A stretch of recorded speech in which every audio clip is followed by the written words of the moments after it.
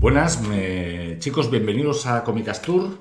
Esta es, para que veáis, nuestro pequeño estudio que nos hemos montado para hacer las entrevistas a los autores que han venido este año. Y ayer mismo tuvimos ya la oportunidad de tener la charla con el aquí presente Kiko da Silva.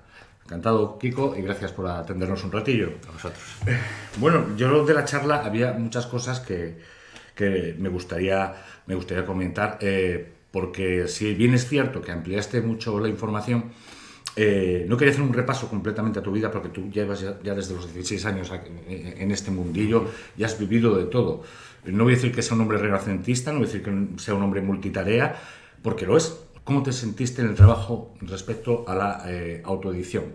Las primeras dificultades, ¿qué es lo que tú muchas veces impartes a los chavales cuando llegas? Lo primero que dices, ¿qué es el cimiento básico, no solamente el económico, pero qué es el cimiento básico si incluso hay, digamos, una preparación psicológica para enfrentarse a la autoedición?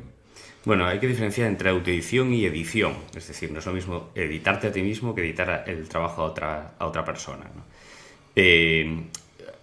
Sí que es cierto que hay una parte que es la de gestión económica que tienes que tener en cuenta. Lo primero que tienes que plantearte es que lo hagas desde un punto de vista amateur o realmente lo quieres hacer de punto de vista profesional. Tienes que hacer los números siempre desde un punto de vista no optimista, ¿vale? Que es el gran problema que se comete cuando se hacen revistas, fanzines, publicaciones creativas, ¿no?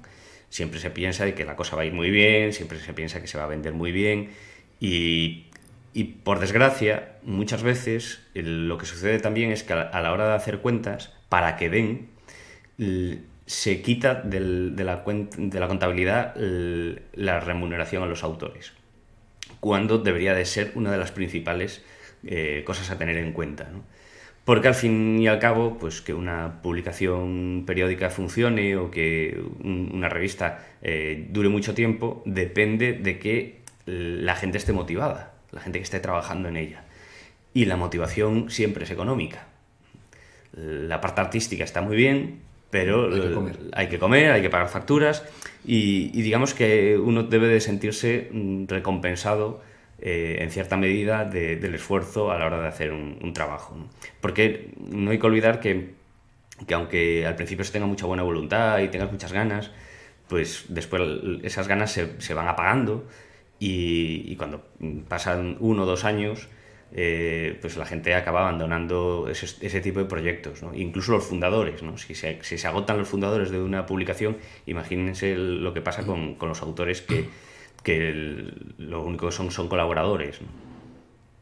Básicamente yo creo que no se olviden de eso, de hacer primero las cuentas con todos los factores fundamentales y después tener en cuenta de que esto funciona exactamente igual que cualquier otro negocio y hay que pensar también en el mercado, a dónde lo vas a vender, quién te lo va a distribuir, cuánto se lleva el distribuidor, el librero, etcétera, etcétera, porque al fin y al cabo estás metiendo un producto en el mercado y lleva una contabilidad lo más al día posible para que después no haya sustos ni sorpresas, ¿no? Has hecho de todo, has estado en fanzines, has hecho revistas, has creado una editorial, eres ilustrador, diseñador gráfico. De todos esos aspectos, no te voy a decir que elijas a un hijo, ¿no?, a un preferido, pero sí que me comentes un poquito, pues de esto cogería esta parte, de esto cogería esta otra, ¿no? Bueno, a ver, yo realmente me siento historietista. Mi trabajo y lo que realmente me gusta hacer son cómics. Lo otro lo he hecho por accidente. ¿Qué pasa? Que también es cierto que no sería el historietista que soy hoy en día sin pues haberme metido en el mundo de la edición, saber cómo funciona una imprenta, controlar el mercado desde dentro, ¿no? Saber cómo funciona.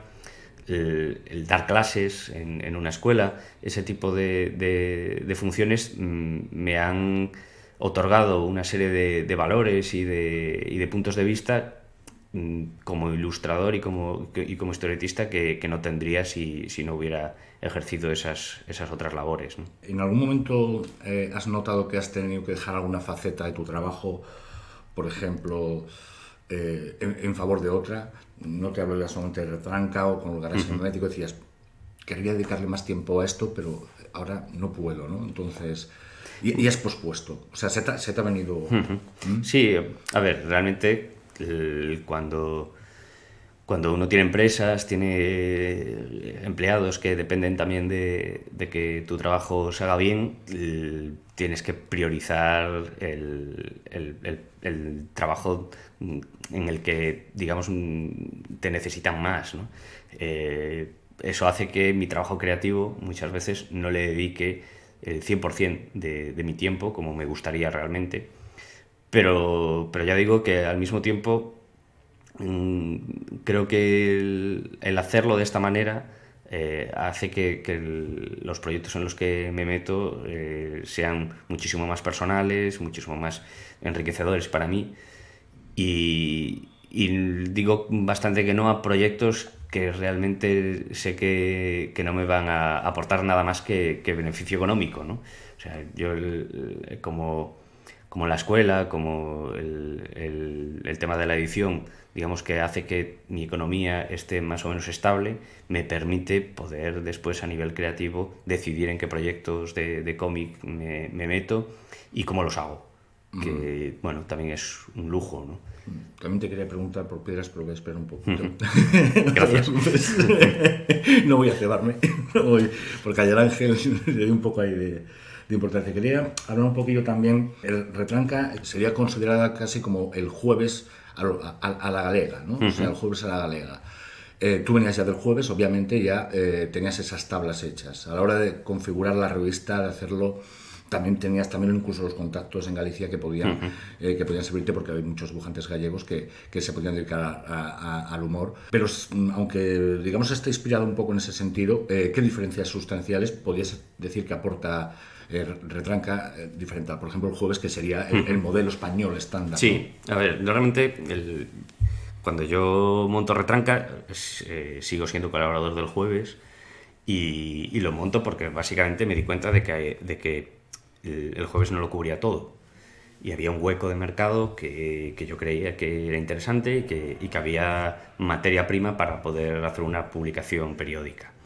De hecho, hay muchos compañeros del jueves que han publicado en Retranca siendo traducidos por primera vez al gallego.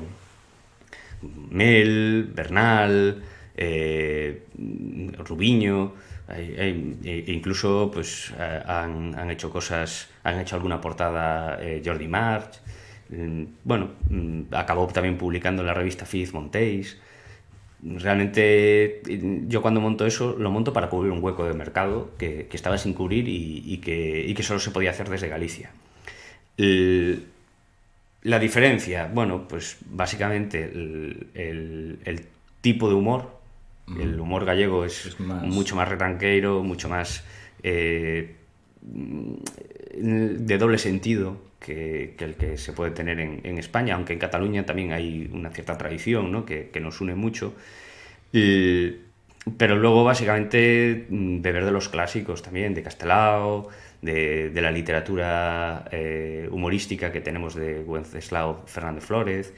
De hecho, en Retranca no solamente había humor gráfico, había también textos literarios, humorísticos. Y bueno, realmente mi intención con Retranca era hacer una publicación que el lector del jueves quisiese comprar a mayores del jueves. Una especialización. Sí, de hecho estaba pensada pues para que sabía que necesitábamos que nos colocaran al lado del jueves y que no podíamos estar por detrás, ¿no? en la estantería. Entonces el diseño de la revista, que era más pequeñita, estaba pensada para que nos pusieran por delante del jueves. Y entonces el lector que se fuera a llevar el jueves se llevara también Retranca, ¿no? Y eso funcionó porque estuvimos publicando casi 8 años, todos los meses, una revista que se vendía en gallego, 8.000 ejemplares. Que es una cifra ya que si eran muchas de tirada nacional. Y que de hecho tuve que parar de hacerla porque, lo comentaba ayer en la charla, Cuando yo monto Garaje Hermético, con los ahorros de Retranca, de repente Coedis, que era la distribuidora, que era una distribuidora catalana que llevaba Te iba a preguntar por eso. la distribución en Galicia, ya ves, también para que nos hagamos una idea de cómo funciona el mundo de las distribuidoras a nivel estatal, dio suspensión de pagos, dejó 1,000,000 y pico de euros a muchas empresas de España, y a mí me dejó casi 20.000 euros de deuda, con lo cual me dejó temblando, y entonces tuve que tomar una decisión dura, que fue cerrar la revista, dejar la editorial, pero cerrar la revista durante una temporada, porque la otra distribuidora que quedaba, que era de Madrid, no me aseguraban de que no les fuera a pasar lo mismo, ¿no? Porque esto fue en plena crisis económica. Realmente a nivel estatal el tema del kiosco está muy mal, los kioscos están muriendo, la prensa no se vende, y no se sabe muy bien qué va a pasar con ese formato que ahora mismo, pues realmente yo creo que está en sus últimos días, ¿no? Se renovará, tendrá que ir a un formato digital, y el kiosco, pues no sé si continuará mucho tiempo, ¿no? Pero creo que tiene pinta de ser un negocio en vías de extinción. Sí, cada vez Sí. hay mucho menos, y todo se está centrando en grandes superficies o en librerías especializadas. Sí. Que encima tienen dos sistemas de distribución también diferentes en muchos casos, ¿no? Me voy a meter ya con ese trabajo que tienes con cierto toque escatológico, ¿no? Yo te voy a decir la verdad, esto va a sonar muy mal, pero nunca te han hecho esta pregunta. ¿Sabes que la primera vez que se veía Chicho Terremoto aquí en España era en gallego? Porque solamente lo metían en gallego. Ahora, de abordar a los niños, una forma a lo mejor de llegarles mucho más fácil, viendo el éxito que tuvo Chicho Terremoto, que la gente se cogía los episodios en gallegos y se los llevaba a Cataluña, tal. ¿Fiz no tiene algo más de eso? ¿Tiene algo...? Bueno, Fiz realmente nace por encargo. A mí me llama Fausti Sorna, de la revista Golfiño, que se publicaba en La Voz de Galicia, y me encarga hacer una serie para niños muy pequeños, ¿no? De hecho, el encargo lo recuerdo perfectamente, que era de 3 en adelante, ¿no? Y de, hostia, 3 años. Casi sin saber leer. Claro, casi no saben leer, ¿no? Entonces tenía que hacer un tipo de humor con pocas palabras, y dirigido a un público que realmente aún no sabe prácticamente nada del mundo, ¿no? Que lo tiene que descubrir. Entonces se me ocurrió el hacer una historieta con un niño al que realmente estuviera en esa fase, ¿no? En la fase de descubrir las cosas, en la fase de preguntarse cómo funciona el mundo, y bueno, ahí hay las influencias de mis lecturas y de los dibujos animados que yo he consumido, pues de Arale, de Calvin y Hobbes, de cómics de Bruguera. A mí me hacía mucha gracia el diálogo que mantenía. Eso es súper original, porque verdaderamente un niño hace eso. O sea, un niño, cada cosa que coge, intenta interactuar con ella, ¿no? Claro, sí. Y bueno, pues el personaje nace así y fue creciendo solo. Realmente el encargo llega de una semana para otra. Las primeras historietas de Fiz ni siquiera estaba bien definido. El niño era mucho más alto, mucho más mayor. Luego lo fui empequeñeciendo, lo fui haciendo más pequeñito, más bolita, y se fue definiendo a medida de que yo iba haciendo páginas en Golfiño. Ahora mismo el personaje ya lo tengo muy, muy claro, sé qué puede hacer, qué no puede hacer, cómo se va a comportar, y realmente como ha funcionado muy bien y lleva ya 10 ediciones el libro, 2 de ellas en castellano y el resto en gallego, ahora saldrá la 11ª, pues realmente estoy planteándome hacer más cosas. He sacado un libro de cómo hacer cómic en D-Books. Estoy preparando una continuación de ese libro, y estamos trabajando ahora mismo en Retranca para traducirlo al gallego. Bueno, cuando las cosas, digamos, que te gusta hacerlas, ¿no? Porque es un personaje al que le tengo cariño y los lectores responden, pues siempre que tenga un huequecito voy a seguir haciendo historietas de él. Estamos comentando, bueno, hay que decir, que no lo habíamos dicho antes, que es el autor de este maravilloso cartel que estáis viendo aquí, que pondremos sobre pantalla, de las jornadas del cómic de este año. Yo llevo 23 años, 23, no he fallado ni uno, ¿eh? Es cierto que no he estado todos los días, pero es uno de los carteles más maravillosos que me he encontrado. Así Muchas que gracias. me gustaría, no, te lo digo en serio, me gustaría que me explicases un poquito cómo has llegado al concepto, a la idea, que nos expliques un poquito el cartel. Bueno, yo conocía las jornadas, he estado varias veces antes, la última con una exposición debajo de la sombra de las piedras flotantes. Y claro, conocía el festival, entonces decía, joder, pero es que este festival es un festival en el que se mueve mucho superhéroe, ¿no? Hay mucha cosa europea, pero también hay mucho superhéroe y yo no soy dibujante de superhéroes, ¿no? Entonces cuando me encargan de hacer el cartel, intento buscar un equilibrio entre lo que yo hago, lo que me gusta y el alma de las jornadas, ¿no?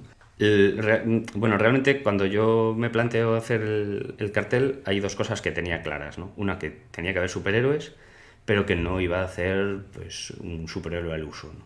Entonces le estuve dando muchas vueltas y al final llegué a la conclusión de que el mejor motivo que tenía este año para poder hacer el cartel de las jornadas era el aniversario de Superman. 80 años. Claro, es que Son 80. es una fecha muy, muy importante, ¿no? Entonces dije, bueno, pues voy a coger eso y voy a intentar plasmar lo que sentíamos los que hoy en día leemos tebeos cuando éramos niños, ¿no? Es el mostrarle al ciudadano lo que te puede hacer sentir leer cómics, ¿no? Por eso ese niño está subido a esa piedra en medio de un bosque con... Ni siquiera es una capa, es una tela, ¿no? Atada, leyendo un cómic de el primer número 1 de Superman, ¿no? Porque realmente yo creo que la esencia de las historietas está ahí, que te transporta a otros mundos, que te hace soñar, que te invita a jugar y que te invita a creer que todo es posible, ¿no? Que la gente puede volar, que puede tener poderes, que te puedes transportar y lo puedes hacer con muy poquito. Por eso no hay tecnología, no hay móviles, solamente hay tebeos y naturaleza, ¿no? Porque en el fondo no se necesita más. Y bueno, está hecho con washi y con acuarela, que es la técnica con la que estoy haciendo Bajo la sombra de las piedras flotantes. Y era una manera también de mostrar que el cómic no tiene una estética sola, ¿no? Que esto es una cosa que muchas veces me comentan, ¿no? De bueno, pero es que esto no tiene estética de cómic, ¿no? Pues que los cómics no tienen una estética. O sea, es una soberana estupidez, ¿no? Es como si solo hubiera una manera de escribir. Una manera de pintar. Claro, hay miles de maneras, ¿no? Y yo creo que el cómic lo que tiene que hacer es crecer y dejar que se abran los campos, ¿no?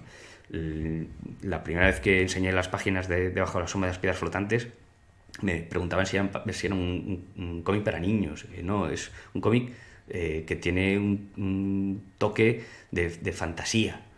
De fantasía, pero no heroica, sino fantasía de cuento, ¿no? Pero realmente es un cómic para adultos.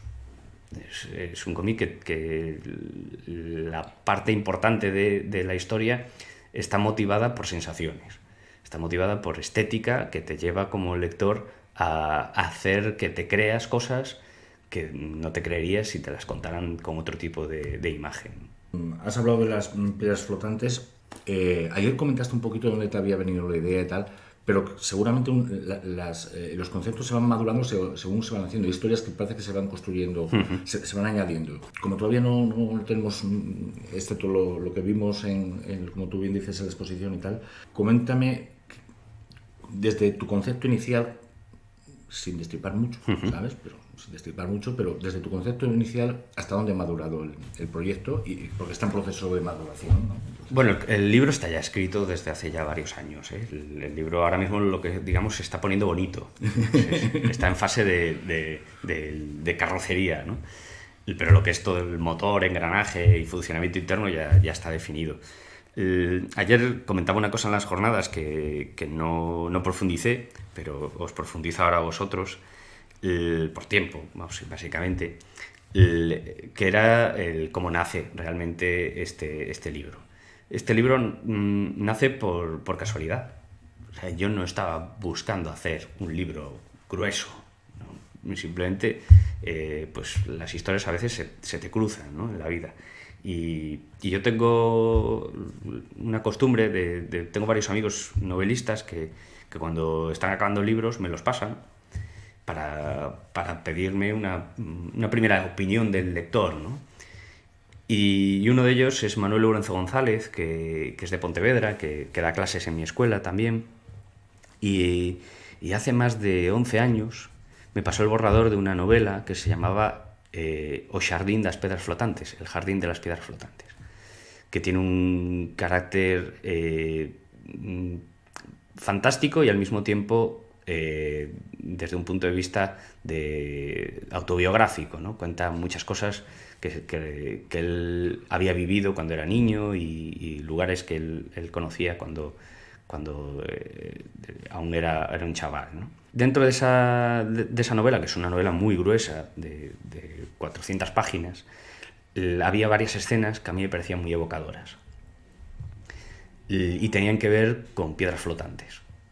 Desde un punto de vista poético, se hablaba de la muerte, de que en vez de ir a un lugar con un túnel, con una luz al fondo, uno iba a un valle donde había piedras que flotaban suave y lentamente por encima de la hierba. Todas esas imágenes que me evocaban aquellas lecturas del libro de Manuel Lourenço me parecían fantásticas para ser dibujadas, ¿no? La primera idea, digamos la idea vaga, fue pedirle a Manuel adaptar su novela. El caso es que Manuel es un escritor, un novelista de los de verdad, y lo que me había pasado al principio, que era un borrador de 100 y pico páginas, acabó siendo un tocho tremendo que me llevaría varias vidas poderlo adaptar al cómic, ¿no? Entonces desistí. Dije, bueno, pues se queda ahí, no voy a poder llevarlo a cabo, ¿no? Y ahí se quedó durante unos meses, hasta que de repente, bueno, pues yo me mudo, me compro un piso y entonces mis padres me devuelven mis cosas de cuando era chaval. Y entre esas cosas llega un archivador metálico, en el que yo no recordaba que tenía, en el que tenía guardadas un montón de documentación de mi época, digamos, de preadolescente, ¿no?, de 12, 13 años. A mí siempre me gustó mucho, pues, los ovnis, las cosas extrañas, ¿no?, los sucesos paranormales. Me gustaba muchísimo el programa Más Allá, los libros de JJ Benítez, de Javier Sierra, ¿no?, de Iker. Y entonces dije, bueno, pues voy a ver si aquí tengo material para poder hacer algo, ¿no? Y de repente me di cuenta de que el 30% de lo que tenía guardado de aquella época tenía que ver con piedras extrañas. Y entonces dije, ostras, piedras extrañas, el libro de Manuel, bueno, voy a intentar hacer algo con esto, ¿no? Y le pedí a Manuel Lourenço destrozarle el libro. Dije, mira, ¿me dejas cogerte 4 pinceladas de cosas que me parecen interesantes y hacer otra historia con ella? Y Manuel, que es un muy buen tío, me dijo, sí, sin problema. Yo creo que me lo dijo pensando, bueno, sí, hazlo, pero no vas a hacer nada con ello, ¿no? Y al final, pues, salió una historia de ciencia ficción cotidiana, en la que no hay naves espaciales, ni rayos láser, ni cosas de estas, pero sí que hay cosas fantásticas, ¿no?, cosas que nos parecen increíbles.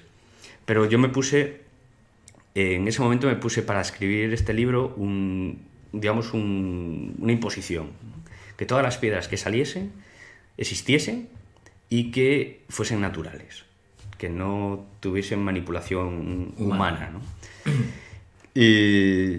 Y bueno, digamos que el guión se fue haciendo a medida de que yo me iba documentando. El proceso duró casi 2 años. Era un proceso de escritura bastante divertido, porque aparte yo utilizaba digamos, me ponía la excusa de escribir este libro para viajar. Y me iba a sitios que normalmente uno no se plantea ir, ¿no?, a lugares en los que no hay turistas, vas a ver piedras directamente, ¿no? Y realmente el libro se fue gestando a medida que yo iba encontrando piedras, buscando documentación alrededor de ellas, leyendas, relatos populares, etcétera, etcétera, y fui encajando todo esto para hacer una historia de dos personajes que se encuentran en un momento de la historia que es fundamental, ¿no? Que es la Segunda Guerra Mundial.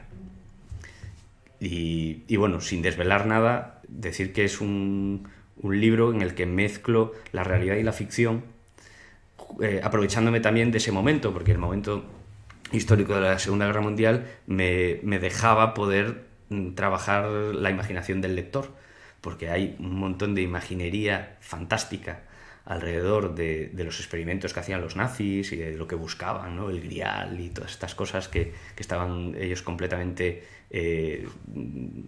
omnibulados, ¿no? Por el Anerve y por todas estas, digamos, sectas que había alrededor del fascismo. Eso es ocultismo, ¿no? Que Sí, está reflejado en muchas películas. Efectivamente. Entonces, claro, ese ambiente me ayudaba a poder hacer que todo lo que yo estaba trabajando con estas piedras pareciesen que formara parte también de esa ficción, ¿no?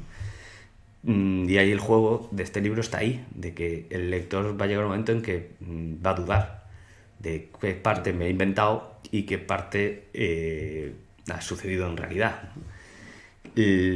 En el fondo, eso era digamos, el punto para justificar el poder contar cosas extrañas y al mismo tiempo que hacerlas creíbles, ¿no? Y bueno, otra de las casualidades fue que yo escucho música cuando trabajo, música instrumental, música sin letra, y buscando música para trabajar en este proyecto, aparte este proyecto quería que tuviese una música para trabajar, solo una música. Pues entré a una página web que se llama Jamendo, donde la gente se puede descargar música de manera legal para escuchar. Me bajé varios temas que me gustaban, sueltos, y después cuando los vi ordenados en el ordenador me di cuenta de que eran de la misma persona y que esa persona era catalana. Un chico que se llamaba Roger Subirana, y dije, bueno, pues qué curioso, ¿no? No conocía a esta persona, un músico fantástico. Le estuve como 3-4 meses escuchando su música y me sentí culpable y dije, joder, este tío seguro que no puede vivir de esto, le voy a escribir, le voy a comprar los discos.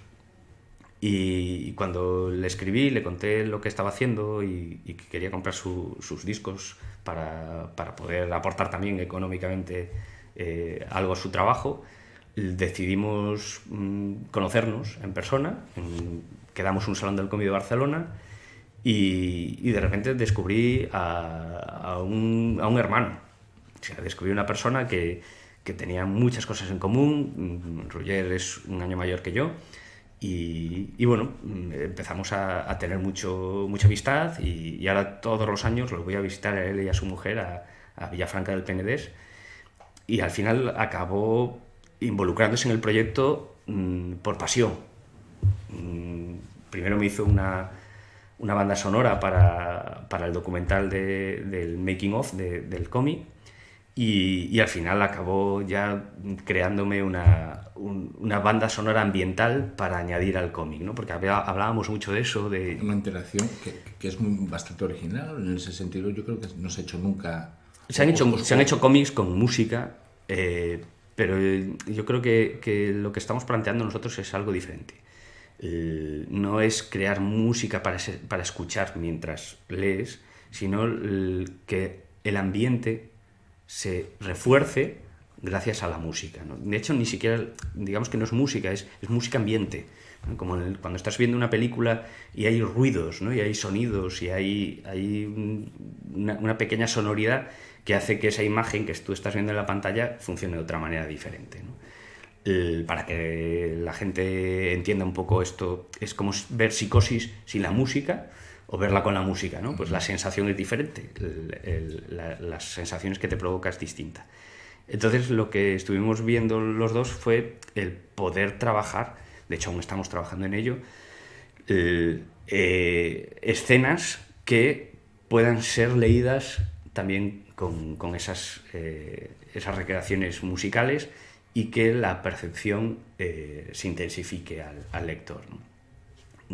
Lógicamente, quería hacerlo desde un punto de vista que comercialmente no encareciese el producto, y estuvimos buscando fórmulas para poder añadir la música dentro del libro sin tener que poner CDs ni tener que hacer que la gente gaste más dinero a mayores, ¿no? Las nuevas tecnologías, internet, etcétera, etcétera, nos lo permiten, ¿no? Hoy mismo va a llegar Iván García, que es un dibujante asturiano, también un ilustrador asturiano de Avilés, que ahora creo que está viviendo en Gijón, que ya le hicimos una entrevista, y estaba comentando que en su última obra, El Capitán Eclipse, había añadido unas recetas que fuesen acordes, que tenía un amigo cocinero y había montado unas recetas con los elementos del cómic que hacía. ¿Es una moda? ¿Chicote os ha metido en medio? ¿Cómo va esto? Bueno, a ver, en Galicia sí que es una moda. O sea, en Galicia el 80% de la programación de la TVG es recetas y gente haciendo cocina. O sea, yo creo que al final vivimos en un país en el que comer es una de los deportes nacionales, ¿no? Que nos gusta mucho comer, nos gusta mucho beber, salir de terrazas, etcétera, etcétera, y al final todo eso también se acaba pues reflejando en el arte, ¿no? No es tan raro. O sea, fíjate que en Japón hay libros enteros hablando sobre los platos y las comidas que salen en las películas de Ghibli o en películas de animación, ¿no? Porque al fin y al cabo pues, forma parte del día a día y de nuestra vida, ¿no? Yo creo que a nivel de creatividad tenemos que empezar a quitarnos un poquito de encima todos los clichés que nos han metido en Hollywood, y empezar a abrir un montón de posibilidades de contar cosas que hemos vivido todos y que no se cuentan por pudor, ¿no? Yo creo que ahí el underground lo ha hecho muy bien, ¿no? O sea, no contamos momentos muertos del día, cómo nos duchamos, cómo vamos al servicio, cómo comemos, cómo cocinamos, cómo estamos vestidos cuando estamos solos en casa. Todo ese tipo de cosas que nos dan humanidad y que las hacemos todos, hasta el rey, ¿no? Pero después en las historias no se ven, ¿no? Y yo creo que gracias también a las series de televisión, sobre todo las series suecas y estas series que trabajan más con el guión y menos con los efectos especiales, se está empezando a plantear otro tipo de historias, ¿no? Historias en las que la gente tiene otro tipo de problemas, e incluso los protagonistas no son los guapos, altos, rubios y de ojos azules de siempre, ¿no? Sino que es gente que a lo mejor es fea o que tienen Asperger o que tienen pues, problemas con el alcohol o con una adicción, ¿no? Al fin y al cabo, pues, el mundo es muy amplio, muy diverso, y hay miles de cosas que no se han contado todavía, ¿no? y que yo creo que son interesantes y que los lectores lo agradecen, ¿no? El poder sentirse identificado con personajes que realmente hacen cosas que tú vives día a día, ¿no? Lógicamente detrás tiene que haber una historia, detrás tiene que haber un argumento y tiene que haber un interés narrativo, ¿no? para contarlo. Pero yo creo que la comida forma parte de este apartado que hasta ahora pues la gente comía una hamburguesa y ya estaba, ¿no? O sea, no había mayor interés. Y cuando realmente a nivel cultural, sobre todo en Europa, la comida es un ritual. Y es social y es muy importante, ¿no? en nuestro día a día, y hace que también las historias y las situaciones salgan de ciertos entornos, ¿no? O sea, yo no me imagino una película de misterio si gente tomando copas o yendo a cenar a un restaurante por la noche, ¿no? Ese tipo de situaciones forman parte ya del género, ¿no? Pero no nunca ves realmente el otro lado, ¿no? Pues imagínate, si la historia es de misterio y es de asesinatos, ¿por qué no vemos cómo hace alguien un plato para asesinar a esa persona y va poniendo los ingredientes y tú lo sabes, ¿no? Ya de antemano. Pues ese tipo de situaciones ahora se están empezando a dar en los guiones y hace que se enriquezca muchísimo más un género, ¿no? Bueno, Kiko, ya que nos has comentado lo del garage hermético, coméntanos, ¿cómo se puede contactar contigo? ¿Quién puede participar en todo esto? Bueno, pues si alguien quiere información, ¿cómo se llega hasta ti? Bueno, la información en la página web se puede bajar los PDFs de los cursos, que vienen los horarios, los precios, etcétera. Es www.ogaragehermético.com. Vamos a poner aquí abajo. Pues, y bueno, si alguien tiene dudas o tal, nos escribe también desde la página web y le llamamos y le contamos todas las características que tienen los cursos. Ahora mismo tenemos 3 cursos, un curso profesionalizante que es de lunes a jueves por las mañanas, el que está pensado para la gente que se quiere dedicar profesionalmente a esto. Luego tenemos un curso también profesional de sábados por las mañanas, que es para gente que trabaja o estudia en otra cosa, y acabamos de estrenar este año un curso especializado en creación literaria e ilustración para gente que le interese más el tema de los libros ilustrados para niños, etc. Kiko, darte las gracias por atendernos y robarte parte de tu tiempo. Gracias por deleitarnos con el cartel de este año de las jornadas y espero verte con el proyecto de las piedras ahí flotando. Yo iba a preguntar una de las piedras, pero la voy a dejar porque ya entonces sería forzarte demasiado. Bueno, pregunta si quieres. No, sin problema ninguno. Pues eso, encantado y encantado de tenerte en Avilés. Gracias.